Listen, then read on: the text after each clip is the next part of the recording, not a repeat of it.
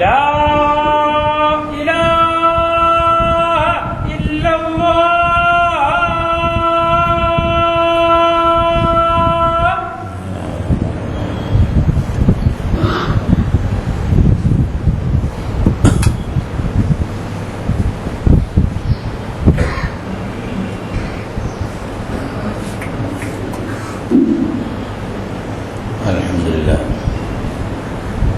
الحمد لله الذي أنزل على عبده الكتاب ولم يجعل له عوجا هو الذي أرسل رسوله بالهدى ودين الحق ليظهره على الدين كله ولو كره المشركون أشهد أن لا إله إلا الله وحده لا شريك له وأشهد أن محمدا عبده ورسوله اللهم صل على محمد وعلى آل محمد كما صليت على إبراهيم وعلى آل إبراهيم اللهم بارك على محمد وعلى آل محمد كما باركت على إبراهيم وعلى آل إبراهيم في العالمين إنك حميد مجيد. أيها الأخوة الأحباب، أوصيكم وإياي أولا بتقوى الله. أعوذ بالله من الشيطان الرجيم. بسم الله الرحمن الرحيم. لا إكراه في الدين قد تبين الرشد من الغي فمن يكفر بالطاغوت ويؤمن بالله فقد استمسك بالعروة الوثقى لا انفصام لها والله سميع عليم. الله ولي الذين آمنوا يخرجهم من الظلمات إلى النور والذين كفروا أولياءهم الطاغوت يخرجونهم من النور إلى الظلمات أولئك أصحاب النار هم فيها خالدون. صدق الله العظيم. ബഹുമാനരായ സഹോദരി സഹോദരന്മാരെ, അല്ലാഹു സുബ്ഹാനഹു വ തആലയുടെ വിധിവിലക്കുകൾ മാനിച്ചുകൊണ്ട് ജീവിക്കണമെന്ന് എന്നോടെന്ന പോലെ നിങ്ങളോടും ആദ്യമായി ഉണർത്തുകയാണ്, വസിയത്ത് ചെയ്യുകയാണ്. മനുഷ്യനെ സൃഷ്ടിച്ച് സംരക്ഷിച്ച് വളർത്തിക്കൊണ്ടിരിക്കുന്ന അല്ലാഹു സുബ്ഹാനഹു വ തആല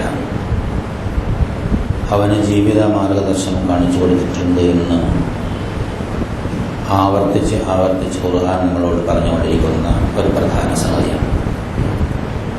ഒരു വഴി മാത്രമല്ല കാണിച്ചു തന്നിട്ടുള്ളത്, രണ്ട് വഴികൾ. ഫഹദൈനാഹു നജ്ദൈൻ, ഉയർന്ന് തെളിഞ്ഞ രണ്ട് വഴികൾ, നന്മയുടെയും തിന്മയുടെയും വഴികൾ, ധർമ്മത്തിൻ്റെയും അധർമ്മത്തിൻ്റെയും വഴികൾ. ഈ രണ്ട് വഴികളിൽ ഏതെങ്കിലും ഒന്ന് തിരഞ്ഞെടുത്ത് മുന്നോട്ട് പോകാനുള്ള ഒരു നിയന്ത്രിതമായ സ്വാതന്ത്ര്യം മനുഷ്യന് അല്ലാഹു സുബ്ഹാനഹു വ തആല നൽകിയിട്ടുണ്ട്. അതുകൊണ്ട് തന്നെ ദുനിയാവിലെ ജീവിതം ഒരു പരീക്ഷണമാണ്. ഓരോരുത്തരുടെ മുന്നിലും നന്മയുടെയും തിന്മയുടെയുമായ വഴികൾ എല്ലാ വിഷയത്തിലും പ്രത്യക്ഷപ്പെട്ടുകൊണ്ടേയിരിക്കും.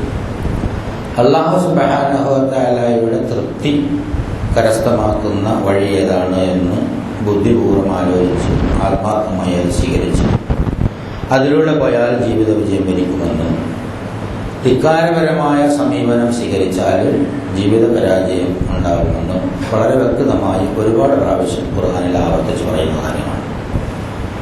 ഇത് രണ്ടല്ലാത്ത മറ്റൊരു വഴിയിലൂടെ മനുഷ്യന് നീങ്ങാൻ സാധ്യമാവുകയില്ല. അങ്ങനെയാണ് ഈ പ്രപഞ്ചത്തിന്റെ സംവിധാനം. അപ്പൊ നന്മയുടെ വഴിയും തിന്മയുടെ വഴിയും മനുഷ്യന് മനസ്സിലാക്കാൻ സ്വന്തം നിലക്ക് ബുദ്ധിമുട്ടുള്ളത് കൊണ്ട് അല്ലാഹു സുബ്ഹാനഹു വ തആല പ്രവാചകന്മാരെ അയച്ച് അതിന് കൂടുതൽ ശക്തിമത്തായി പ്രബോധനം ചെയ്യിച്ചുകൊണ്ട് അടിസ്ഥാനപരമായി തന്നെ നന്മയുടെ വഴികൾ കണ്ടെത്താനുള്ള ഒരു പ്രകൃതം മനുഷ്യ മനസ്സിനുണ്ട്. വനഫ്സിൻ വമാ സവ്വാഹാ ഫഅൽഹമഹാ ഫുജൂറഹാ വതഖ്വാഹാ ഖദ് അഫ്ലഹ മൻ സക്കാഹാ വഖദ് ഖാബ മൻ ദസ്സാഹാ. നമ്മൾ സാധാരണ ഓതുന്ന ഒരു സൂറത്തിലുള്ള ആയത്തുകളാണ്. ഈ നഫ്സ് എന്ന് പറയുന്നതാണ് മനുഷ്യനെ പ്രതിനിധാനം ചെയ്യുന്ന മനുഷ്യന്റെ ഭാഗം, അതായത് സെൽഫ്, സത്ത എന്നൊക്കെ പറയും. അത് മനസ്സ് എന്ന് വേണമെങ്കിൽ നമുക്ക് അതിനെ മലയാളത്തിൽ വിവക്ഷിക്കാം. സമ്പൂർണമായി മനസ്സാണ് എന്ന് പറയാൻ പറ്റാത്ത നിലയിലുള്ള ചില പ്രയോഗങ്ങൾ ഖുർആനിലും ഹദീസിലും ഒക്കെ നമുക്ക് കാണാൻ സാധിക്കും. കാര്യം മനസ്സെന്താണ് എന്ന് നമുക്ക് ഇതുവരെ പിടിയിട്ടില്ല എന്നതാണ്. മനസ്സ് എന്നുള്ളത് ഒന്നുണ്ട് എന്ന് മനുഷ്യാരംഭം മുതലേ പറഞ്ഞു വരുന്നുണ്ട്. പക്ഷെ എവിടെയാണ് യഥാർത്ഥത്തിൽ മനസ്സ്, എന്താണ് മനസ്സ് എന്നതിനെ സംബന്ധിച്ച് വളരെ വ്യക്തവും വസ്തുനിഷ്ഠവും ശാസ്ത്രീയവും യുക്തിഭദ്രവുമായ ഒരു തീർപ്പ് കൽപ്പിക്കാൻ ഇതുവരെ ശാസ്ത്ര പഠനങ്ങൾ കഴിഞ്ഞിട്ടില്ല. ഒരുപാട് കാലം മനസ്സ് രക്തമാണെന്നൊക്കെ പറഞ്ഞു. പിന്നെ മനസ്സ് എന്ന് പറയുന്നത് ഒരു പ്രത്യേകമായ ഒരു ശക്തിയാണ്. എന്തായാലും ശരീരം മുഴുവൻ വ്യാപിച്ച് നിൽക്കുന്ന ഒരു പ്രത്യേകതരം ഊർജമാണ് മനസ്സ്. അതിൻ്റെ കേന്ദ്രം ഹൃദയത്തിലാണ് എന്ന് മനസ്സിലാക്കാൻ പറ്റുന്ന ഹദീസുകളും ഖുർആൻ ആയത്തുകളുമാണ്. അപ്പൊ ആ നഫ്സിന്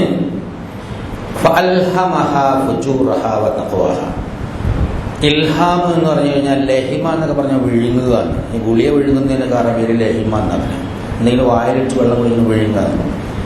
അൽഹമ എന്ന് പറഞ്ഞാൽ വിഴുങ്ങിക്കുക മലയാളത്തിൽ. അപ്പോൾ സ്വയം വിഴുങ്ങല്ല, മറ്റൊരാൾ അതിനെ വിഴുങ്ങുന്നതിനാണ് അൽഹമ. ഇൽഹാം എന്ന് പറഞ്ഞാൽ ഇൻസ്പിറേഷൻ, പ്രചോദനം എന്ന് പറഞ്ഞാൽ നഫ്സിന് സ്വന്തം നിലയ്ക്ക് ഒരു പ്രചോദനം ഉണ്ടാക്കാൻ സാധ്യമല്ല. അല്ലാഹു സുബ്ഹാനഹു വ തആല പ്രചോദിപ്പിക്കുമ്പോഴാണ് ഉണ്ടാവുക. അതുകൊണ്ടാണ് ആദ്യം പറഞ്ഞത് അതിന്റെ മാർഗച്യുതിയാണ്. ഫജ്ർ സാദിഖ് നമ്മൾ കേട്ടിട്ടുണ്ട്. പ്രഭാതം പൊട്ടി വിളരുക എന്നാണ്, പൊട്ടുക എന്നാണ്, നേർരേഖയിൽ നിന്ന് തെറ്റുക എന്നുള്ളതിനാണ് ഫാജിർ. ഫാജിർ എന്ന് പറഞ്ഞാൽ ധിക്കാരി, തെമ്മാടി എന്നൊക്കെ മലയാളത്തിലും പറയാം. ഫുജൂർ. അപ്പൊ നഫ്സിന്റെ അതിക്രമം, നഫ്സിന്റെ ധിക്കാരം എന്താണ് എന്ന് കൃത്യമായി പഠിപ്പിച്ചിട്ടുണ്ട്. അപ്പോൾ ഒരാൾ ധിക്കാരം കാണിക്കുകയാണെങ്കിൽ അജ്ഞനായി ധിക്കാരം കാണിക്കാൻ പറ്റൂല എന്നാണ് ഖുർആനും ഹദീസും നമ്മളോട് പഠിപ്പിക്കുന്നത്. അജ്ഞത കൊണ്ടാണ് ധിക്കാരം കാണിച്ചതെന്നല്ല ഖുർആന്റെ ഭാഷ്യം. ഖുർആൻ പറയുന്നത് അഹങ്കാരം കൊണ്ടാണ് ആ ധിക്കാരം കാണിക്കുന്നത് എന്നാണ്. വലിയ ഗുരുമാലായ ഒരു പ്രശ്നം തന്നെയാണ്. കാരണം നമ്മൾ സാധാരണ പറയില്ല അറിവില്ലായ്മ എന്നുള്ളത്. അൽ-അഅറാബ് അശദ്ദു കുഫ്റൻ എന്നാണ് ഖുർആൻ പറയുന്നത്. വിവരമില്ലായ്മ നിഷേധത്തെക്കാൾ കഠിനമാണ്. വിവരമില്ല എന്ന് പറയാൻ പറ്റൂല എന്ന് അല്ലാഹു തആല നമ്മളോട് പറയാം. കാരണം വഅല്ലമ ആദമൽ അസ്മാഅ കുല്ല, ആദ്യം നൽകിയത് വിവരമാണെന്ന് കഴിഞ്ഞ ഖുതുബയിലും കഴിഞ്ഞതിന്റെ അങ്ങേ ഖുതുബയിലും സൂചിപ്പിക്കുകയുണ്ടായി. മനുഷ്യനെ സൃഷ്ടിച്ചിട്ട് അല്ലാഹു തആല ആദ്യം നൽകിയത് ഭക്ഷണമല്ല, ആദ്യം നൽകിയത് വിജ്ഞാനമായിരുന്നു. വിവരം അല്ലമ ആദമൽ അസ്മാഅ കുല്ല. വിജ്ഞാനത്തിന് ശേഷമാണ് ഭക്ഷണവും പിന്നെ വിശ്വാസവും അല്ലാഹു തആല നൽകുന്നത് എന്ന് ഖുർആനിൽ നിന്നും ഹദീസിൽ നിന്നും മനസ്സിലാകും. അപ്പൊ അടിസ്ഥാനപരമായ നഫ്സ് അത് വേണമല്ലോ, അല്ലെങ്കിൽ അല്ലാഹു തആല അനീതി ചെയ്യുന്നവനല്ലോ. ഒരു സാധനം ഉണ്ടാക്കിയാൽ അതിനറിയണമല്ലോ ഞാൻ എന്താണെന്ന് മിനിമം. അപ്പൊ നഫ്സിന് അതിന്റെ ഫുജൂർ അറിയാം, അതിന്റെ ധിക്കാരം അറിയാം, അതിന്റെ മോശത്തരം, അതിന്റെ സാധാരണ നിലയിൽ മലയാളത്തിൽ ഭാഷ പറഞ്ഞാൽ തെമ്മാടിച്ചലം എന്നാണ് അതിന് പറയാം. ഫുസ്ഖ് എന്നാണ് ഏറ്റവും മോശമായ മലയാള പദമാണ് അതിന് ഉപയോഗിക്കാൻ പറ്റുക, ഫുജൂർ. അപ്പൊ തഖ്വാഹ അതിന്റെ സൂക്ഷ്മതയും, അതിന്റെ സൂക്ഷ്മത എന്ന് പറഞ്ഞാൽ ഏറ്റവും ഉന്നതമായ നിലവാരം എടുക്കുന്നത്. അപ്പൊ രണ്ടറ്റമാണ് അല്ലാഹു തആല ഫുജൂറും തഖ്വയും. ഖദ് അഫ്ലഹ മൻ സക്കാഹ. അപ്പൊ ആ മനസ്സിന്റെ ധിക്കാരപരമായ സമീപനത്തിൽ നിന്ന് മനുഷ്യ മനസ്സിനെ അവൻ സ്വന്തം നിലയിൽ സംസ്കരിച്ചെടുത്തവൻ സക്ക എന്ന് പറഞ്ഞു കഴിഞ്ഞാൽ സംസ്കരിക്കുക, വളർത്തിയെടുക്കുക എന്നുള്ളതാണ്. സംസ്കരിച്ചെടുത്തവൻ ഖദ് അഫ്ലഹ, അവൻ വിജയിച്ചിരിക്കുന്നു. ഖദ് ഖാബ മൻ ദസഹ, അതിനെ അങ്ങ് അതിന്റെ പാട്ടിന് വിട്ടിട്ട് അതിന് മലിനപ്പെടുത്തിയവൻ. സ്വന്തം പാട്ടിന് നഫ്സിനെ വിട്ടാലും മലിനമായി പോകും. അങ്ങനെ മലിനപ്പെടുത്തിയവൻ നഷ്ടപ്പെട്ടു പോയിരിക്കുന്നു എന്ന് അല്ലാഹു സുബ്ഹാനഹു വ തആല പറയും. അപ്പൊ ഇവിടെ ഈ സത്യമാണ് യഥാർത്ഥത്തിൽ അല്ലാഹു സുബ്ഹാനഹു വ തആല പറയുന്നത്. അല്ലാഹയാണ് യഥാർത്ഥത്തിൽ. ഈ യാഥാർത്ഥ്യം നിങ്ങൾ അംഗീകരിക്കുമ്പോൾ അത് സ്വന്തം മനസ്സാലെ സംതൃപ്തിയോടെ അംഗീകരിക്കണം എന്നാണ്. ഈമാനോ ഇസ്ലാമോ ഒന്നും അടിച്ചേൽപ്പിക്കാവതല്ല എന്ന് അല്ലാഹു സുബ്ഹാനഹു വ തആല പറയും. അടിസ്ഥാനപരമായി മനുഷ്യനെ അനുസരണത്തിലാണ് അല്ലാഹു തആല സൃഷ്ടിച്ചിരിക്കുന്നത്. എന്നിട്ട് അവനൊരു അവസരം കൊടുക്കുകയാണ് മനുഷ്യനെ. അനുസരണത്തിന്റെ ആ പാത തന്നെ തുടർന്നു പോകാം, അല്ലെങ്കിൽ സ്വന്തം നിലയ്ക്ക് വേറെ തീരുമാനിച്ചാൽ ഇതാവും എന്നുള്ളതാണ്. ഈ നേരത്തെ ഓതി വെച്ച സൂറത്തുൽ ബഖറയിലുള്ള ലാ ഇക്റാഹ ഫിദ്ദീൻ എന്ന് പറയുന്ന ആയത്ത് വിശദീകരിക്കുന്നത് യഥാർത്ഥത്തിൽ ദീനിൽ യാതൊരു നിർബന്ധവും ഇല്ല എന്നാണ്. അത് നമുക്ക് ആലോചിച്ചാൽ മനസ്സിലാകും. സാധാരണ നിലയിൽ പറയാറുണ്ട് പണം കൊടുത്ത് ഇസ്ലാമിലാക്കി, നിർബന്ധിച്ച് ഇസ്ലാമിലാക്കി. ശുദ്ധ അസംബന്ധമാണ്. ദീനിനെ കുറിച്ച് യാതൊന്നും തന്നെ അറിയാത്തത് കൊണ്ട് ശത്രുക്കൾ പറഞ്ഞുണ്ടാക്കുന്ന മഹാ ആരോപണങ്ങൾ മാത്രമാണ്. കാരണം അള്ളാഹ്ക്ക് ഒരു ആവശ്യമില്ല എന്ന് ഖുർആനിൽ അല്ലാഹു തആല പറഞ്ഞു, നബി സല്ലല്ലാഹു അലൈഹി വസല്ലം വഴി വ്യക്തമാക്കുകയും ചെയ്തു. ലാ ഇക്റാഹ ഫിദ്ദീൻ, യാതൊരു നിർബന്ധമില്ല. ദീൻ നിർബന്ധിച്ച് ചെയ്യേണ്ട സംഗതിയല്ല. അത് ഇഷ്ടപ്പെട്ട് ആഗ്രഹിച്ച് ഇഷ്ടപ്പെട്ട് തേടി മനുഷ്യ മനസ്സ് സ്വന്തം സംതൃപ്തിയാൽ അംഗീകരിക്കുന്ന ഒരു കാര്യമാണ്. തൃപ്തമായി അംഗീകരിച്ചെങ്കിൽ മാത്രമേ ദീൻ യഥാർത്ഥത്തിൽ ദീനാവുള്ളൂ, മുസ്ലിം ആവുകയുള്ളൂ. മുസ്ലിം എന്ന് പറഞ്ഞാൽ അനുസരിക്കുന്നവനാവുകയുള്ളൂ, കീഴൊതുങ്ങുന്നവനാവുകയുള്ളൂ. ഈ കാര്യം പറയുന്നതിന് മുമ്പ് അല്ലാഹു സുബ്ഹാനഹു വ തആല അവന്റെ ഏറ്റവും മഹോന്നതമായ ചില സിഫത്തുകളെ കുറിച്ച് പഠിപ്പിച്ചിട്ടാണ് നമ്മൾ പറയുന്നത്. ഖുർആനിലെ ഏറ്റവും മഹത്തായ ആയത്തുകളാണ് ആയത്തുൽ കുർസി എന്നറിയപ്പെടുന്നത്. അല്ലാഹു ലാ ഇലാഹ ഇല്ലാ ഹുവൽ ഹയ്യുൽ ഖയ്യൂം. അല്ലാഹു സുബ്ഹാനഹു വ തആല അല്ലാതെ ആരാധനയ്ക്ക് മറ്റാരും തന്നെയില്ല. അവൻ നിത്യജീവനുള്ളവനാണ്, എന്നെന്നും ജീവിച്ചിരിക്കുന്നവനാണ്. അവന് മുന്നിൽ ഒരാളില്ല, അവന്റെ പിന്നിൽ ഒരാളില്ല, അവന്റെ മുകളിൽ ഒരാളില്ല, അവന് താഴെ ഒരാളില്ല. ഇതൊക്കെ മനുഷ്യ മനസ്സിന് മനസ്സിലാവുന്ന ഭാഷയിൽ നമ്മൾ പറഞ്ഞു പഠിപ്പിക്കുക. ഇതിനപ്പുറം നമുക്ക് പറഞ്ഞാൽ മനസ്സിലാവില്ല. അതാണ് നമ്മുടെ മനസ്സിന്റെ കോൺസ്റ്റിറ്റ്യൂഷൻ അങ്ങനെയാണ്. അതുകൊണ്ടാണ് അല്ലാഹു സുബ്ഹാനഹു വ തആലയാണ് നിത്യജീവൻ. എല്ലാ ജീവനും നിലനിൽക്കുന്നത് ആ ജീവനെ ബേസ് ചെയ്തുകൊണ്ടാണ്. എല്ലാവരും ആശ്രയിക്കുന്ന ഖയ്യൂം, സ്വയംഭൂവാണ്, സ്വയം നിലനിൽക്കുന്നതാണ്.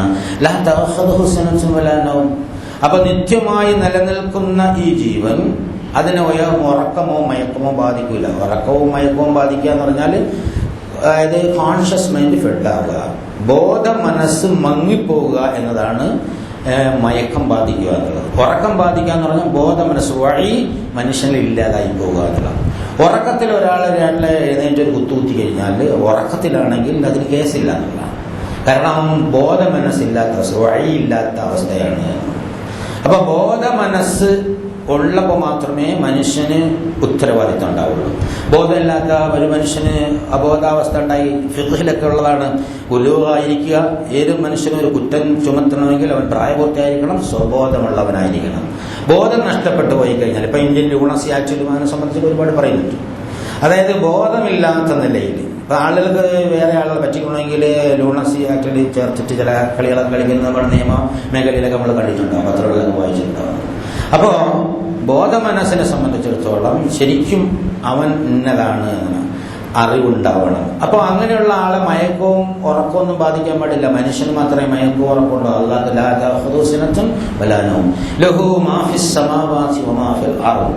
ആ പ്രപഞ്ചം അവനുള്ളതാണ്. ആകാശഭൂമികൾ എന്ന് പറഞ്ഞാൽ മൊത്തം പ്രപഞ്ചത്തിൽ എന്തൊക്കെയുണ്ടോ, വായു ആയാലും വെള്ളമായാലും മനുഷ്യനായാലും വികാരമായാലും വിചാരമായാലും ചിന്തയായാലും വസ്തുക്കളും വസ്തുതകളും അവന്റെ നിയന്ത്രണത്തിൽ അവൻ ഉണ്ടാക്കി വളർത്തി വലുതാക്കുന്നതാണ്. അവന്റെ അനുമതി കൂടാതെ ആരാണ് അവനോട് എന്തെങ്കിലും ശുപാർശ ചെയ്യുന്നത്? ഒരു ചോദ്യമായിട്ടാണ്. അതൊരു ചോദ്യത്തിനുള്ള ഒരു മറുപടി ആയിട്ടാണ് ഈ സംഗതിയിൽ പറയുന്നത്. ഇവിടെ അല്ലാഹു സുബ്ഹാനഹു വ തആലയുടെ അനുമതിക്ക് ശേഷമല്ലാതെ അവനോടൊന്നും മിണ്ടാൻ സാധ്യത. ഇതിൽ നിന്ന് മറ്റൊരു പാഠമുണ്ട്.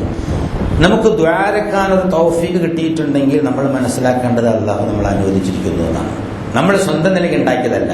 ഉമർ റളിയല്ലാഹു അൻഹു പലപ്പോഴും പറയാറുണ്ടായിരുന്നു, ഉമർ ദ്വാരെന്നാൽ ഉത്തരം കിട്ടുമെന്നുള്ളതിന് ഉമർ യാതൊരു സംശയമല്ല. പക്ഷെ ഉമറിന്റെ പേടി ഉമറിന് ദ്വാരക്കാൻ തൗഫീഖ് കിട്ടുമോ എന്നുള്ളതാണ്. ദ്വാരക്കാനുള്ള ഒരു തൗഫീഖ് ഉണ്ടാവുക. അപ്പൊ നമുക്ക് ദ്വാരക്കാനും നമസ്കരിക്കാനും ഒരു തൗഫീഖ് ലഭിച്ചിട്ടുണ്ടെങ്കിൽ അള്ളാഹുവിന്റെ അനുമതിയോടുകൂടി അനുഗ്രഹത്തോടുകൂടി ലഭിച്ചാണ് മഹത്തായ ഒരു അനുഗ്രഹമാണ്. ആ അനുഗ്രഹത്തിന് തന്നെ നമ്മൾ നന്ദി കാണിക്കണം. നമ്മൾ ദ്വാരകം നമ്മൾ വിചാരിക്കണം എന്താ, നമ്മളെ ആവശ്യങ്ങളൊക്കെ അള്ളാഹിനോട് പറഞ്ഞു എന്നാണ്. യഥാർത്ഥത്തിൽ അതല്ല.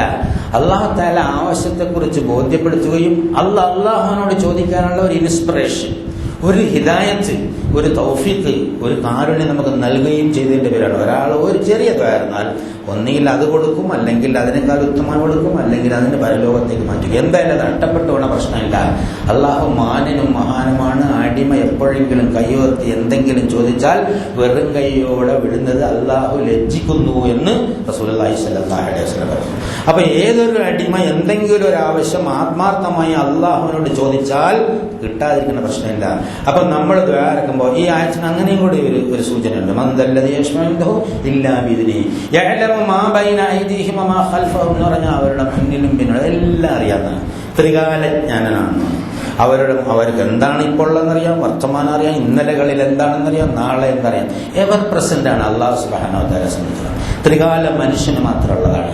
അള്ളാഹുവിനെ സംബന്ധിച്ചിടത്തോളം ഇവർ പ്രശ്നം. നമ്മൾ സ്വർഗത്തിലെത്തി കഴിഞ്ഞാൽ അവിടെ ഈ ഭൂതം ഭാവി വർത്തമാനം എന്ന സംഗതി ഉണ്ടാവില്ല, പ്രസന്റ് ആയിരിക്കുന്നു. ദുന്യാവിൽ വെച്ച് തന്നെ നമുക്ക് പ്രസന്റാണ്, എവർ പ്രസന്റാണ് എന്ന ഫീലിംഗ് ഉണ്ടാക്കുന്ന നിലവാരത്തിലേക്ക് ഉയർന്നു ചെല്ലാനുള്ള ഒരു മാനസികത അള്ളാഹു സുബ്ഹാനഹു വ തആല സൃഷ്ടിച്ചിട്ടുണ്ട്. കാരണം ശാസ്ത്രീയമായി പരിശോധിച്ചാൽ കഴിഞ്ഞ നിമിഷങ്ങളിൽ നടന്നത് കഴിഞ്ഞു പോയിരിക്കുന്നു. ഈ നിമിഷങ്ങളിൽ കഴിഞ്ഞ നിമിഷത്തെ സംബന്ധിച്ച ഓർമ്മ ഉണ്ടാവണമെങ്കിൽ ഇപ്പോൾ നമ്മുടെ ബ്ലഡ് കെമിസ്ട്രിയിലെ ചേഞ്ച് വരണം. അപ്പോൾ ഇപ്പോൾ നമ്മുടെ ബ്ലഡ് കെമിസ്ട്രിയിലെ ചേഞ്ചിലാണ് ഇന്നലെകളെ കുറിച്ചുള്ള ഓർമ്മ. അപ്പോൾ ഇന്ന് മാത്രമാണ് നമ്മൾ ജീവിക്കുന്നത് എന്നാണ്. ഫിസിക്സ് പഠിച്ചു കഴിഞ്ഞാൽ ശരിക്കും മനസ്സിലാക്കാൻ സാധിക്കും. ഏത് സെക്കൻഡിലും അതേ സെക്കൻഡിൽ സംഭവിക്കുന്നത് മാത്രമേ അവന് മനസ്സിലാക്കാൻ പറ്റുള്ളൂ. അടുത്ത നിമിഷം നമ്മൾ ഉണ്ടാവുമോ സംഭവിക്കുമോ എന്ന് വിചാരിക്കുന്ന കാര്യം ഈ സെക്കൻഡിൽ നമ്മുടെ മനസ്സ് നമ്മളോട് പറഞ്ഞിരുന്ന, അതായത് നമ്മുടെ ബ്ലഡ് കെമിസ്ട്രിയിൽ ഉണ്ടാകുന്ന കെമിക്കൽ മാറ്റം നമ്മളോട് പറഞ്ഞിരുന്നു. അപ്പോൾ മനുഷ്യൻ എവർ പ്രസന്റ് ആയിരിക്കുന്നത്. അള്ളാഹു സുബ്ഹാനഹു വ തആലയുടെ ഒരു സ്വഭാവം, ഒരു ലാഞ്ചന മനുഷ്യനിൽ അള്ളാഹു സുബ്ഹാനഹു വ തആല നിക്ഷേപിച്ചിട്ടുണ്ട് എന്നുള്ളതിന് ശാസ്ത്രീയമായ ഒരുപാട് തെളിവുകൾ ഇന്ന് നമുക്ക് നിരത്താൻ കഴിയും. വലാ യുഹീതൂന ബിശൈഇൻ മിൻ ഇൽമിഹി ഇല്ലാ ബിമാ ശാഅ. അവന്റെ അനുമതിയോടുകൂടിയല്ലാതെ, അല്ലാഹു തആല അനുവദിച്ചതല്ലാതെ അവന്റെ ജ്ഞാനത്തിൽ നിന്ന് ആർക്കും ഒന്നും അറിയാൻ കഴിയില്ല.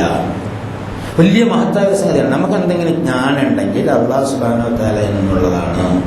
നല്ലതോ ചീത്തയോ ആയ ജ്ഞാനം, ചീത്തയായ ജ്ഞാനം വന്നാൽ ഉടൻ അവൻ അല്ലാഹു സുബ്ഹാനഹു വ തആലയിൽ തന്നെ അഭയം പ്രാപിച്ചുകൊള്ളട്ടെ എന്ന് ഖുർആൻ പറയുന്നു. വൽ ഖദരി ഖൈരിഹി വ ശർരിഹി മിനല്ലാഹി തആല എന്ന് നാം പഠിക്കാറുണ്ടല്ലോ. ഷർറിന്റെയും ഖൈറിന്റെയും ഖജനാവ് അല്ലാഹു തആല അടുത്തുള്ളതാണ്. ഷർറിന്റെ ഖജനാവിനോട് അതിൽ നിന്ന് എന്തെങ്കിലും സംഭവിക്കുന്നതിന് കാവലിനെ ചോദിച്ചോളാൻ നമ്മൾ അല്ലാഹു സുബ്ഹാനഹു വ തആലയോട് ചോദിച്ചുകൊള്ളാൻ അല്ലാഹു തആല നമ്മളോട് പറഞ്ഞിരിക്കുന്നു.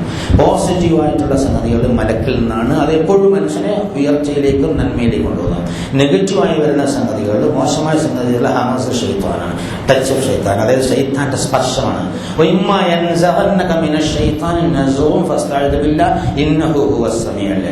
പൈശാചിക ദൗർബോധനം ഏതെങ്കിലും ആർക്കെങ്കിലും ഉണ്ടായാൽ ഉടനെ അല്ലാഹു സുബ്ഹാനഹു വ തആലയിലേക്ക് അവൻ ശ്രദ്ധ തിരികട്ടെ, അല്ലാഹുവിനെ ഓർക്കട്ടെ. അഊദു ബില്ലാഹി മിനശ് ശൈത്താനിർ റജീം പറയാം.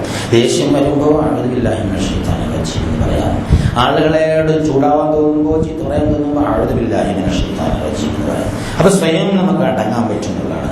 ചൂട് പിടിക്കുന്ന ഒരു അന്തരീക്ഷത്തിൽ നിന്ന് തണുപ്പിലേക്ക് കൊണ്ടുപോകും അല്ലാഹു സുബ്ഹാനഹു വ തആല. അഊദു ബില്ലാഹി മിനശ് ശൈത്താനിർ റജീം. അതും പോരെങ്കിൽ നിന്നില്ലെങ്കിൽ ഈ ആയത്തെ കുറിച്ച് ഓതി. ഈ ആയത്തെ കുറിച്ച് സംബന്ധിച്ച് ഒരുപാട് സ്ഥലത്ത് പല ഹദീസുകൾ പറഞ്ഞിട്ടുണ്ട്. എല്ലാ മക്തൂബായ, അതായത് ഫർളായ നമസ്കാരത്തിന് ശേഷം ആയത്തെ കുറിച്ച് ഓതുന്നവന് സ്വർഗപ്രവേശനം വാഗ്ദാനം ചെയ്യപ്പെട്ടിരിക്കുന്നു. ആയത്തുൽ കുർസി രാത്രിയിൽ കിടക്കാൻ നേരത്ത് ഓതിയാൽ പ്രഭാതം വരെ അല്ലാഹു തആല ഒരു രക്ഷകനെ, ഒരു മലക്കിനെ അവനെ സംരക്ഷിക്കാൻ വേണ്ടി ഏർപ്പെടുത്തുമെന്ന് റസൂലുള്ളാഹി സ്വല്ലല്ലാഹു അലൈഹി വസല്ലം പറഞ്ഞിരിക്കുന്നു. അതുപോലെ ബേജാറുണ്ടാകുമ്പോൾ ഹമസ് ഷൈത്താൻ, അതായത് പൈശാചിക ദൗർബോധനം കൊണ്ട് വെപ്രം ഉണ്ടാകുമ്പോൾ, ദാരിദ്ര്യത്തെക്കുറിച്ച് ഭയപ്പാടുണ്ടാകുമ്പോൾ, അപകടത്തെക്കുറിച്ച് ഭയപ്പാടുണ്ടാകുമ്പോൾ, ബുദ്ധിമുട്ടുകളെക്കുറിച്ച് ഭയപ്പാടുണ്ടാകുമ്പോൾ, ഏത് തരത്തിലുള്ള നെഗറ്റീവ് തോട്ട്സ് മനുഷ്യ മനസ്സിൽ കടന്നു വന്നാലും ആയത്തുൽ കുർസി ഓതി രക്ഷപ്പെടാവുന്നതാണ്. ആത്മാർത്ഥമായി ഹൃദയംഗമായി ആയത്തുൽ കുർസി ഓതുമ്പോൾ അത് അല്ലാഹു സുബ്ഹാനഹു വ തആലയുടെ മഹത്തായ സിഫത്തുകളുമായിട്ട് മനുഷ്യ മനസ്സ് ബന്ധപ്പെടുകയും ഒരു സക്കീനത്ത്, ഒരു ശാന്തി അല്ലാഹു സുബ്ഹാനഹു വ തആല ഇറക്കി കൊടുക്കുകയും ചെയ്തു.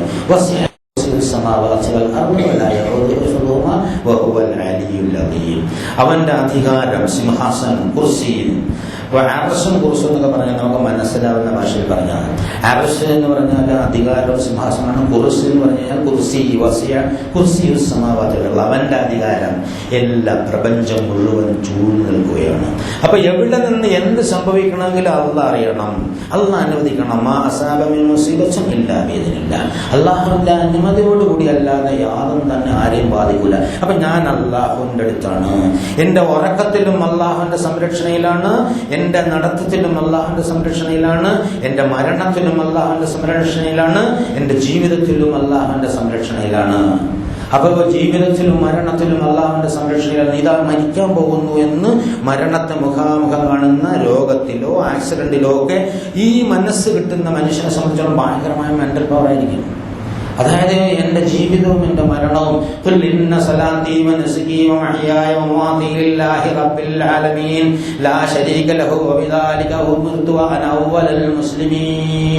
അതായത് നീ ഇങ്ങനെ പറയാ, നിന്റെ അതായത് സമർപ്പിക്കുമ്പോൾ ഇത് ഞാൻ അംഗീകരിച്ചിരിക്കുന്നതാണ്.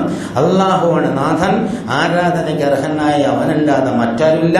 നിതാന്ത ജാഗ്രതയോടെ നിത്യജീവനോടെ സൂക്ഷ്മമായി എന്നെ നോക്കിക്കൊണ്ടിരിക്കുന്നവനാണ്. എൻ്റെ മുന്നിലും എൻ്റെ പിന്നിലും എൻ്റെ മുകൾ ഭാഗത്തും എൻ്റെ താഴ്ഭാഗത്തും എൻ്റെ അന്തർഭാഗത്തുമൊക്കെ അള്ളാഹുവിൻ്റെ ദർശന ശരിയായ നിലയിലുള്ള കാഴ്ചയെത്തും.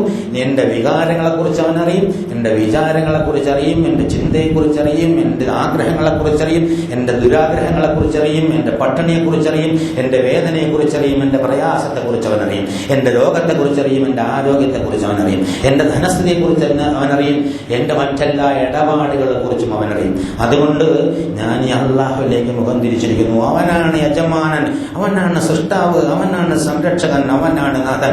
എൻ്റെ ആശകളുടെ പ്രതീക്ഷകളുടെ ജീവിതത്തിന്റെ എല്ലാം തമ്പുരാനെ നീ മാത്രമാണ് എന്ന് ഹൃദയംഗമായ അംഗീകാരത്തോടെ വിശ്വസിക്കുകയും എന്നിട്ട് അനുസരിക്കുകയും ചെയ്യുക. ഇത് മാത്രമേ അല്ലാഹു തആല സ്വീകരിക്കുള്ളൂ. ആരെങ്കിലും അടിച്ചത് കൊണ്ട് ദീനുൽ ഇസ്ലാം ആയാൽ, ആരെങ്കിലും ബഹളമുണ്ടാക്കിക്കൊണ്ട് നോമ്പൊടിച്ചാൽ, ആരെങ്കിലും പറഞ്ഞതുകൊണ്ട് നിസ്കരിച്ചാൽ, ആരെങ്കിലും നമ്മളെ പ്രേരിപ്പിച്ചതുകൊണ്ട് ചെയ്താൽ അത് അല്ലാഹുവിന്റെ അടുക്കൽ സ്വീകാര്യമാവുകയില്ല. ഓരോ നഫ്സും വിശ്വസിച്ച് അംഗീകരിച്ച് സംതൃപ്തിയോടെ സ്വീകരിക്കണം. ഈ ജീവിതത്തിലേക്ക് ഇങ്ങനെ വരുമ്പോൾ ആ ജീവിതത്തിൽ നന്മയും തിന്മയും ബുദ്ധിമുട്ടും പ്രയാസവും കഷ്ടപ്പാടുകളും ഉണ്ടാകും. ചിലപ്പോൾ ഒരു വഴിയും കാണാത്ത കീറാമുട്ടിയായ ബുദ്ധിമുട്ടിന്റെ സാഹചര്യം ഉണ്ടായിരിക്കും. അന്നേരം സബ്ർ അലാ ഖദാ, ഏതൊന്നിലാണോ നീ നിന്നത് അതിൽ തന്നെ പിടിച്ചു നിൽക്കണം എന്ന് അല്ലാഹു സുബ്ഹാനഹു വ തആല പറയാ.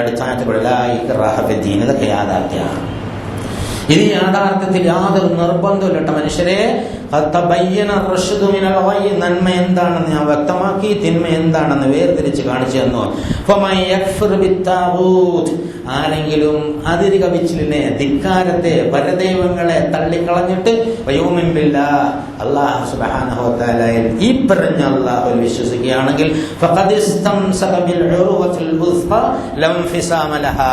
അതായത് അല്ലാഹു സുബ്ഹാനഹു വ തആലയുടെ അടുത്തുള്ള പാശം, ബലമായ പാശം, നല്ല ബലമുള്ള കയറിൽ അവൻ മുറുകെ പിടിച്ചിരിക്കുന്നു. അത് പൊട്ടിപ്പോകുന്ന പ്രശ്നമില്ല. ഒരു കയറിനോട് ഉപമിച്ചിരിക്കുകയാണ്. ഒരു സ്ഥലത്ത് നമ്മൾ രക്ഷപ്പെടാൻ കെട്ടിയിരിക്കുന്ന ഒരു വടത്തെ കുറിച്ച് മനുഷ്യനറിയാം.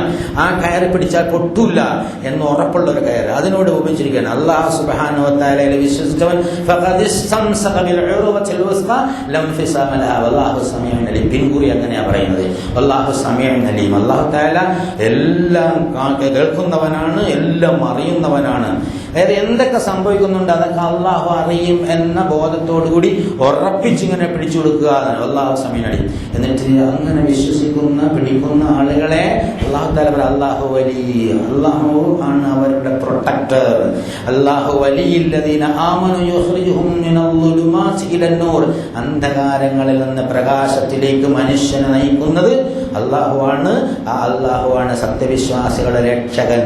അപ്പൊ രക്ഷകനെ കുറിച്ചുള്ള ബോധം, ഒരു രക്ഷകനെ കുറിച്ചുള്ള ബോധം ഹൃദയത്തിൽ നല്ല രൂഢമൂലമായാൽ, വിശ്വസിച്ചിട്ട് അംഗീകരിച്ചാൽ അതിന്റെ പ്രതിഫലനം നമ്മളെ നിസ്കാരത്തിലും നോമ്പിലും സകാത്തിലും സംസാരത്തിലും നടപ്പിലും എടുപ്പിലും പ്രവൃത്തിയിലും ഒക്കെ കാണണം. ജീവിതത്തിന്റെ എല്ലാ ഇടപാടുകളിലും കാണണം. കച്ചവടം ചെയ്യുമ്പോഴും, കല്യാണം കഴിച്ചു കൊടുക്കുമ്പോഴും, ധന ഇടപാടുകൾ നടത്തുമ്പോഴും, സംഭാഷണം നടത്തുമ്പോഴും, മറ്റുള്ളവരോട് പെരുമാറുമ്പോഴും ഒക്കെ അള്ളാഹുവാണ് യജമാനൻ, എന്റെയും അവന്റെയും യജമാനൻ എന്ന ബോധമുണ്ടാവും. അപ്പോൾ അന്ധകാരങ്ങളിൽ നിന്ന് പ്രകാശങ്ങളിലേക്ക് നയിക്കുന്നത് വല്ലദീന കഫറു, ഇതിനെ നിഷേധിച്ച് കളയുന്ന ആളുകളുടെ ഔലിയാഹും താഗൂത്ത്, അവര് ധിക്കാരമാണ് അവരുടെ രക്ഷകനായി അവർ സങ്കല്പിക്കുന്നത്. അതിര് കവിച്ചലാണ്. താഗൂത്ത് എന്ന് പറയുന്നത് വെള്ളം അതിര് കവിയുന്നതിനാണ് ആ വാക്ക് ഉപയോഗിക്കുന്നത്. അതായത് അള്ളാഹു അല്ലാത്ത മറ്റേതെല്ലാം സംവിധാനം ഈ താഗൂത്തിലെല്ലാം പെടുന്നത്. ധനം പെടും, അഭിമാനം പെടും, അതുപോലെ ബിംബങ്ങൾ പെടും, അത് മറ്റു സംവിധാനങ്ങൾ, മറ്റ് ഏർപ്പാടുകൾ, മറ്റ് എല്ലാ തരത്തിലുള്ള സംഗതികളും. മനുഷ്യരെ രക്ഷിക്കാൻ ഏതെങ്കിലും ഒരു തത്വം അള്ളാഹു പറഞ്ഞതല്ലാത്തത് ഉണ്ട് എന്ന് വിചാരിച്ച് നടക്കുന്നതൊക്കെ ഈ താഗൂത്തിൽ പെടുമെന്ന് നിസ്സംശയം ഖുർആൻ ആവർത്തിച്ച് പറയുന്ന സംഗതിയാണ്. ഔലിയാഹും താഗൂത്ത് യുഖ്രിജൂനഹും മിനൻ നൂരി വൽ-ളുലുമാത്. അവരെ പ്രകാശത്തിൽ നിന്ന് അന്ധകാരങ്ങളിലേക്കാണ് നയിക്കുന്നത്.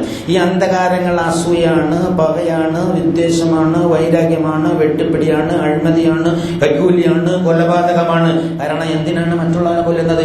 നമ്മുടെ അവകാശങ്ങൾ ഹനിക്കുമെന്ന് വിചാരിച്ചിട്ട് നമ്മൾ ഇരിക്കാനുള്ള സീറ്റിൽ അവൻ കയറിയിരിക്കും എന്ന് വിചാരിച്ച് അവനെ അറുകൊല ചെയ്യുന്നു. സഹജീവിയെ അറുകൊല ചെയ്തിട്ട് അവന്റെ സ്ഥാനത്ത് ഞാനും കൂടി ഏകാധിപതിയായി ഇവിടെ വാഴണമെന്ന് വിചാരിക്കുന്ന വൃത്തിഹീനമായ മനുഷ്യത്വരഹിതമായ സ്വഭാവവിശേഷമുള്ള പിശാചിനെ പിന്തുടരുന്നവർക്ക് മാത്രമേ സഹജീവിയെ അങ്ങനെ കൊല്ലാൻ പറ്റുള്ളൂ എന്നുള്ളത്. എന്തിനാണ് പിടിച്ചു വലിക്കുന്നത്? എന്തിനാണ് കട്ടെടുക്കുന്നത്? എന്തിനാണ് കൈക്കൂലി വാങ്ങുന്നത്? എന്തിനാണ് അഴിമതി നടത്തുന്നത്? എന്തിനാണ് തോന്നിയാസം കാണിക്കുന്നത്? എന്തിനാണ് മറ്റുള്ളവന്റെ ചാടി വീഴുന്നത്? സ്വന്തം താല്പര്യങ്ങൾ സംരക്ഷിക്കാൻ വേണ്ടി. ഈ ഭൂമിയിൽ ഞാനല്ലാത്ത ആൾ ജീവിക്കാൻ പാടില്ല എന്ന ഏറ്റവും മോശമായ ചിന്താഗതി ഉള്ളവനെ മറ്റുള്ളവന്റെ അവകാശങ്ങൾ മേൽ കണ്ടുവയ്ക്കുള്ളൂ. ഇതിന് അവരെ പ്രേരിപ്പിക്കുന്നത് ശൈത്താനാണ് എന്നുള്ള സുബ്ഹാനഹു ഔലിയാ, അവരുടെ ഔലിയാ ശൈത്താനാണ് എന്നുള്ള സുബ്ഹാനഹു പറയാം. അവരെ പ്രകാശത്തിൽ നിന്ന് അന്ധകാരത്തിലേക്ക് ഇരുട്ടിൽ തപ്പിത്തളയുകയാണ്. ലോക ജനതയിൽ ബഹുഭൂരിപക്ഷം മനുഷ്യരധികം ആളുകളും വിവരമില്ലാതെ ബുദ്ധിയില്ലാതെ ജീവിതത്തിന്റെ ഈ ഘനാന്ധകാരങ്ങളിൽ അങ്ങനെ തപ്പിത്തടഞ്ഞുകൊണ്ടിരിക്കുകയാണ്. എയിംലെസ്ലി, ഫ്ലോട്ടിങ് എയിംലെസ്ലി എന്നൊക്കെ സാധാരണ പറയാറുണ്ട്. അതായത് ഒരു ലക്ഷ്യമില്ലാതെ നീന്തിക്കൊണ്ടിരിക്കുകയാണെന്ന് പറയാം. അല്ലാഹു സുബ്ഹാനഹു വ തആല മനുഷ്യന് വളരെ വ്യക്തമായി പറഞ്ഞു തന്ന സംഗതിയാണ്. അസൂയയും പകയും വിദ്വേഷവും പിടിച്ചുപറിയും അനാവശ്യവും അക്രമവും എന്നും കാണിച്ചിട്ട് മനുഷ്യന് ഒരുത്തൻ അവന്റെ ആഗ്രഹ സബലീകരണത്തിൽ പോകേണ്ടതില്ല. ഓരോ സൃഷ്ടിയെയും സൃഷ്ടിക്കുന്നതും നിലനിർത്തുന്നതും സംരക്ഷിക്കുന്നതും ഏകനായ അല്ലാഹുവാണ്. അവൻ ആവശ്യമുള്ളത് കൊടുക്കാൻ അല്ലാഹുവിന് കഴിയും. വിനയാനന്ദനായി സത്യം അംഗീകരിച്ച് അവനോട് ചോദിക്കണമെന്നുള്ളതാണ്. ഇങ്ങനെ അവനോട് ചോദിച്ചുകൊണ്ട് ജീവിക്കാനാണ് യഥാർത്ഥത്തിൽ അല്ലാഹു സുബ്ഹാനഹു വ തആല പറഞ്ഞത്. അങ്ങനെ ജീവിക്കുന്ന ഉത്തമരായ സത്യവിശ്വാസികളുടെ കൂട്ടത്തിൽ അല്ലാഹു സുബ്ഹാനഹു വ തആല നമ്മളെ ഏവരെയുമാക്കി അനുഗ്രഹിക്കുമാറാകട്ടെ.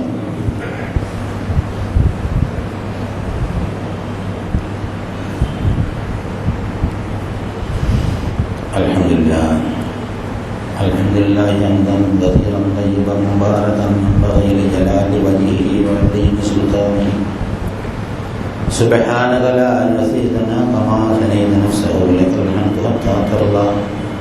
اللهم صل على محمد وعلى آل محمد كما صليت على إبراهيم وعلى آل إبراهيم في العالمين إنك حميد مجيد. أيها الإخوة الأحباب, أوصيكم وإياي ثانيا بتقوى الله. ഒരിക്കൽ കൂടി അല്ലാഹു സുബ്ഹാനഹു വ തആലയുടെ ജീവിതത്തിൽ മാനിച്ചുകൊണ്ട് ജീവിക്കണമെന്ന് എന്നോടൊന്നും നിങ്ങളോട് മാത്രമാണ് വസിയത്ത് ചെയ്യുന്നത്. ഇപ്പം ലോകത്ത് മനുഷ്യരുടെ ഇടയിൽ നടന്നുകൊണ്ടിരിക്കുന്ന അരാജകത്വം, തോന്നിയാസം, അഹങ്കാരം, അക്രമം, ക്രമസമാധാനത്തകർച്ച, ഇതൊക്കെ ഉണ്ടാവുന്നത് ജീവിത യാഥാർത്ഥ്യത്തിൽ വിശ്വസിക്കാത്തതിൻ്റെ പേരിലുള്ള ആഫ്റ്റർ ഇഫക്റ്റാണ്. നമ്മളൊരു ചെറിയ തുപ്പുമ്പോൾ നമ്മൾ റോഡിലും തുപ്പി വെക്കരുത്. ഇടതുവശത്ത് ഒഴിഞ്ഞ സ്ഥലത്ത് സൗകര്യം വരും. ഒരതാ വഴിയിലൊരു മുള്ള് അല്ലെങ്കിൽ ചണ്ടി, ഒരു പ്ലാസ്റ്റിക് ബാഗ് എടുത്തിടുക. വളരെ ഗൗരവം. സാധാരണ ചെറിയൊരു സംഭവമായിട്ട് നമ്മൾ നോക്കണം, പക്ഷെ വളരെ ഗൗരവമുള്ളതായിട്ടാണ് ഇസ്ലാം കാണിക്കുന്നത്. അത് ഈമാന്റെ ഭാഗമാണ്, സത്യവിശ്വാസത്തിന്റെ ഭാഗമാണ്. അപ്പൊ സത്യവിശ്വാസമുള്ളവൻ സ്വന്തം വീട്ടിലെ അടുക്കളയിലെ ചണ്ടി കാരിയർ ബാഗിലാക്കി റോഡിൽ കൊണ്ടിടില്ല. ആലോചിച്ച് നോക്കണം. കേരളം, ദൈവത്തിന്റെ ഈ നാട് മാലിന്യ കേരളമായി മാറിക്കൊണ്ടിരിക്കുന്നു. നിങ്ങൾ അടുത്ത ദിവസങ്ങളിലൊക്കെ ടി വിയിലും പത്രത്തിലൊക്കെ പോയി കഴിഞ്ഞാൽ തിരുവനന്തപുരം, കൊല്ലം, എറണാകുളം, ഇവിടെ മാലിന്യ കൂമ്പാരമാണ്. മഴയായിട്ട് പെയ്തിട്ട് അത് ചളിപുള്ളിയായിട്ട് ഇനിയിപ്പോൾ പകർച്ചവ്യാധികൾ. അതിന് പ്രത്യേക ദുരിതകർമ്മസേന ഉണ്ടാക്കാൻ സർക്കാർ. യഥാർത്ഥത്തിൽ രോഗം കണ്ട് ചികിത്സിക്കുകയല്ല, മഴ വരുമെന്ന് എല്ലാവർക്കും അറിയാം. മഴയ്ക്ക് മുമ്പേ ആ മാലിന്യങ്ങളൊക്കെ സംസ്കരിക്കണം. അതിന് തന്നെ ഒരുപാട് ഏർപ്പാടുകൾ. പഞ്ചായത്ത് അനുമതി കൊടുത്തു കഴിഞ്ഞാൽ കോടതി ഇടപെടും, കോടതി അനുമതി കൊടുത്തു കഴിഞ്ഞാൽ പഞ്ചായത്ത് അനുവദിച്ചാൽ ബ്ലോക്ക് ഇടപെടും, ബ്ലോക്ക് അനുവദിച്ചാൽ ജില്ല. ഇങ്ങനെ മനുഷ്യന്മാർ പല തട്ടിലിരുന്നിട്ട് ഇങ്ങനെ ഓരോരുത്തരെ വിഷം തീറ്റിക്കുന്ന പരിപാടി. ഇത് മനുഷ്യ മനോഭാവത്തിന്റെ ഒരു പ്രശ്നമുണ്ട്. അവനവന്റെ മാലിന്യം അവനവൻ തന്നെ സംസ്കരിക്കണമെന്ന് ഇസ്ലാമിന്റെ കാഴ്ചപ്പാട് വളരെ വ്യക്തമാണ്.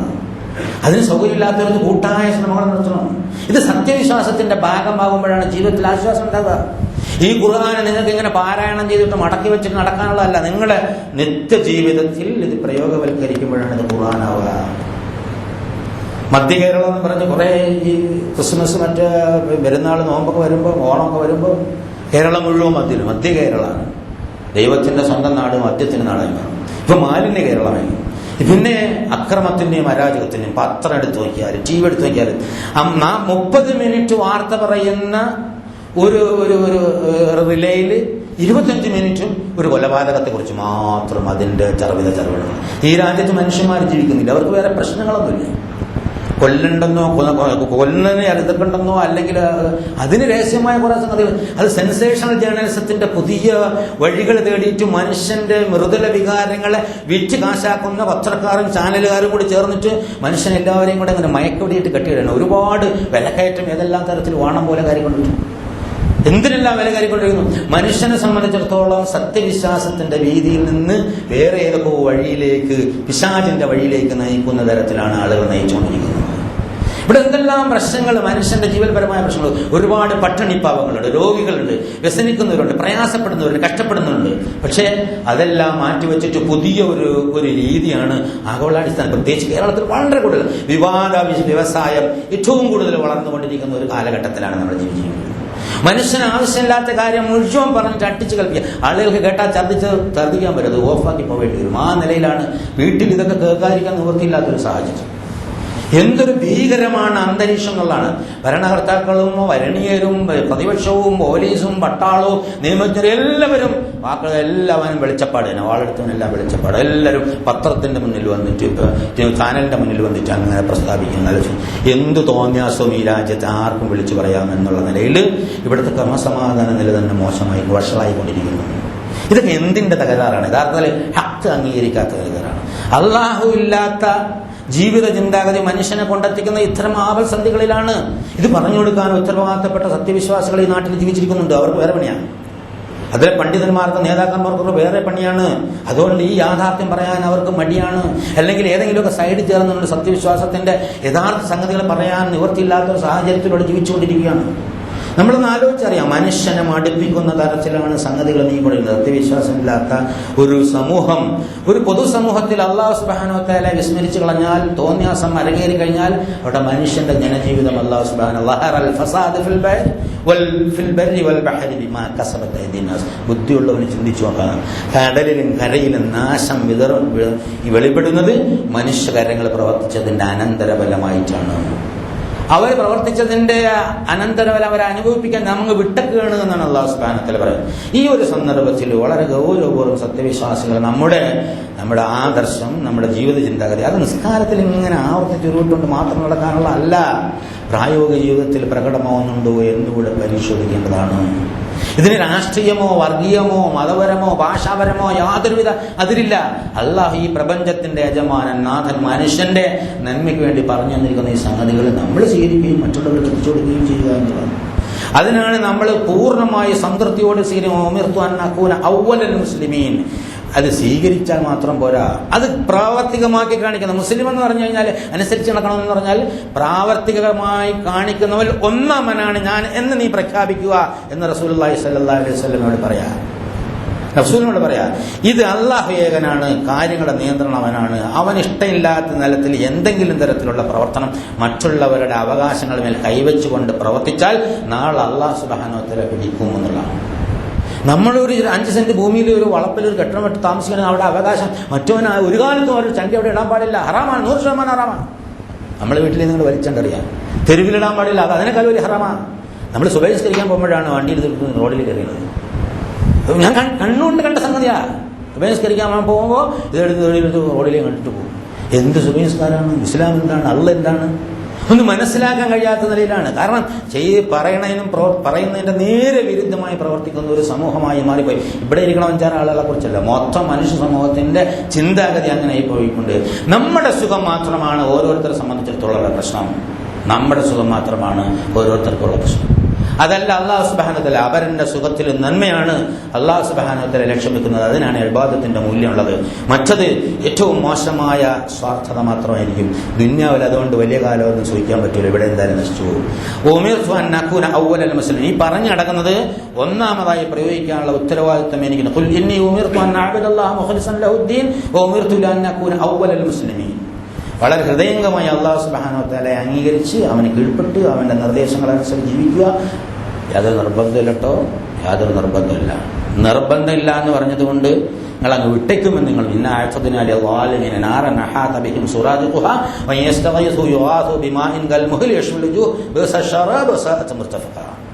അക്രമം കാണിക്കുന്നതാണ്, ധിക്കാരം കാണിച്ചു പോകുന്നത് അക്രമമാണ്. ആ അക്രമികൾക്ക് നരകം നാം ഒരുക്കി വെച്ചിട്ടുണ്ട് എന്നും കൂടെ അങ്ങ് പറഞ്ഞിരിക്കുക. വളരെ കൃത്യമായി അല്ലാഹു സുബ്ഹാനഹു വ തആല കാര്യം പറഞ്ഞ് കൈ ഒഴിഞ്ഞ് നമ്മളെ ഏൽപ്പിച്ചിരിക്കുന്നത്. വേണോ വേണ്ടേ എന്ന് തീരുമാനിക്കാനുള്ള ഉത്തരവാദിത്വം നമ്മുടെതാണ്. അത് അർഹിക്കുന്ന ഗൗരവത്തിൽ തന്നെ എടുക്കണം. ആ ഗൗരവത്തിൽ എടുത്ത് ജീവിത വിജയം പ്രാപിക്കുന്ന സത്യവിശ്വാസങ്ങളുടെ കൂട്ടത്തിൽ അല്ലാഹു സുബ്ഹാനഹു വ തആല നമ്മളെ വിജയമാക്കി അനുഗ്രഹിക്കുമാറാകട്ടെ. ഇന്നല്ലാഹ മലായികതുഹു യുസല്ലൂന അലൻ നബി യാ അയ്യുഹല്ലദീന ആമനൂ സല്ലു അലൈഹി വസല്ലിമു തസ്ലീമാ.